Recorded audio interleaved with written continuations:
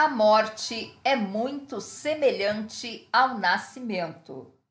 Quando uma pessoa nasce fisicamente, o corpo físico atravessa o canal do nascimento e entra no mundo. Na morte, a extensão de alma e a Kundalini sobem pelo Sushumna, a coluna de chakras ou cordão de prata, e saem pela abertura do canal do nascimento, que é o chakra da coroa.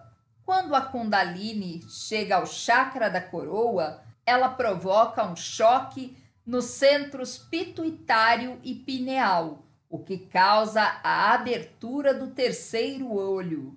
É isso também que acontece quando a Kundalini sobe durante a meditação.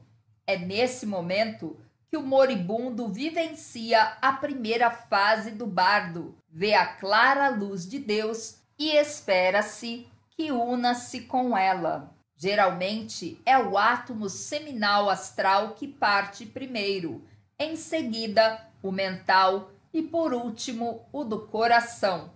Quando os átomos semente emocional e mental saem, a pessoa perde a consciência do plano terrestre.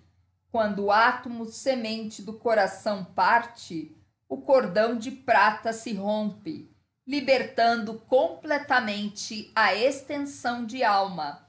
O átomo semente do coração sai bastante rapidamente quando o moribundo é um iniciado, mas pode permanecer no corpo físico durante 3 dias, no caso de uma extensão de alma menos evoluída. Algumas ideias a mais sobre a segunda fase do bardo.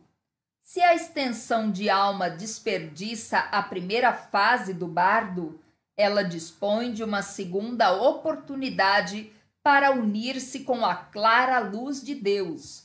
É a segunda fase do bardo.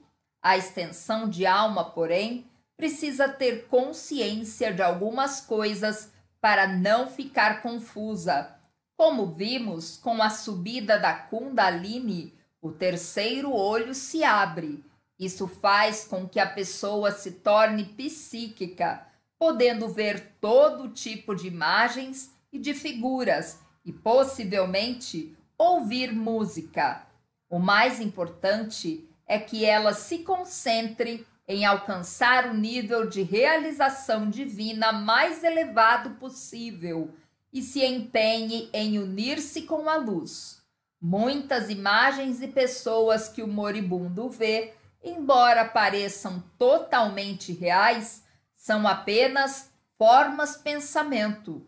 Os sonhos também parecem completamente reais. Num certo sentido, a segunda fase do bardo é um período de sonhos.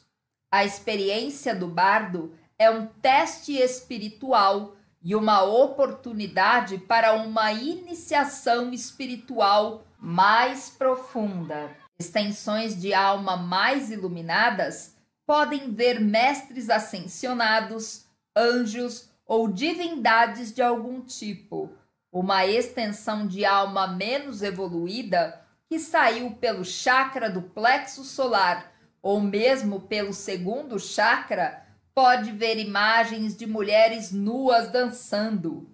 Nesse estado do bardo, é possível participar desta dança e envolver-se com essas imagens. É de fundamental importância não se deixar seduzir por esses falsos deuses, por assim dizer. Aquilo que a pessoa põe como prioridade em sua vida é, na verdade, o Deus que ela cultua. Ninguém que realmente deseja a libertação, a iniciação e a realização divina pode deixar-se seduzir por quaisquer imagens ou formas pensamento de pessoas reais ou imaginárias que não sejam Deus e a clara luz. Como disse Jesus, sê fiel até a morte, e eu te darei uma coroa de vida. O corpo que a pessoa ocupa depois da morte. Depois da morte, os corpos físico e etérico morrem. A alma comum ocupa seu corpo astral. O seu grau de evolução é que determinará se ela será atraída para o nível inferior, médio ou superior do plano astral, depois da experiência do bardo. As extensões de alma que são discípulos ou iniciados e que estão mais polarizadas ou identificadas com seu corpo mental ocuparão esse corpo depois da morte. Esse é um falecimento de nível superior.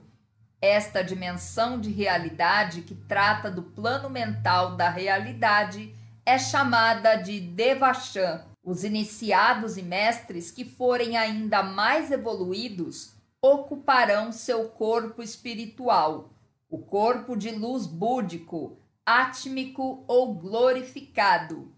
A cada iniciação, a pessoa morre para um corpo e passa a ocupar o seguinte, de vibração mais refinada.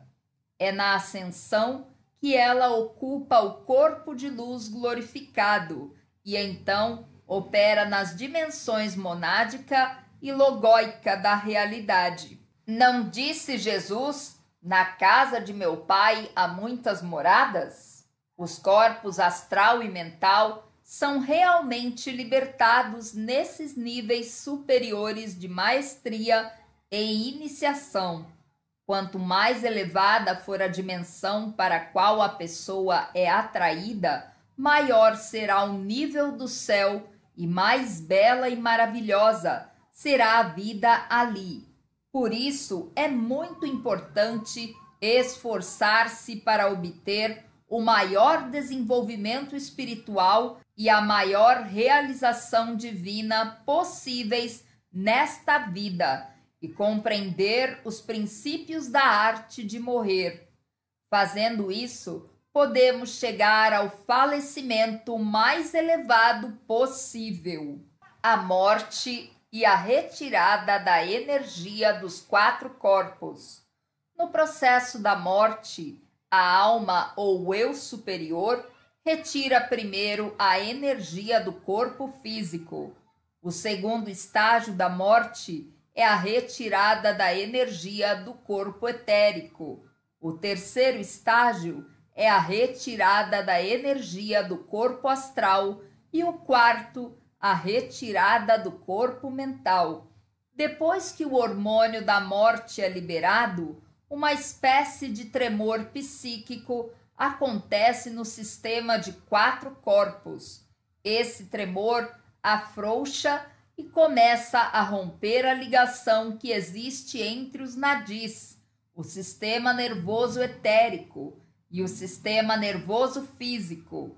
O corpo etérico fica então livre para sair pelo ponto escolhido, dissolve-se gradualmente e morre.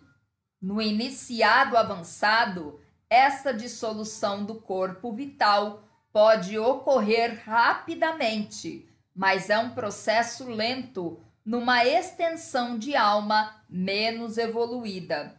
Depois da saída dos corpos astral, mental e espiritual, a extensão de alma ocupará o corpo mais apropriado a seu nível de evolução, como vimos anteriormente.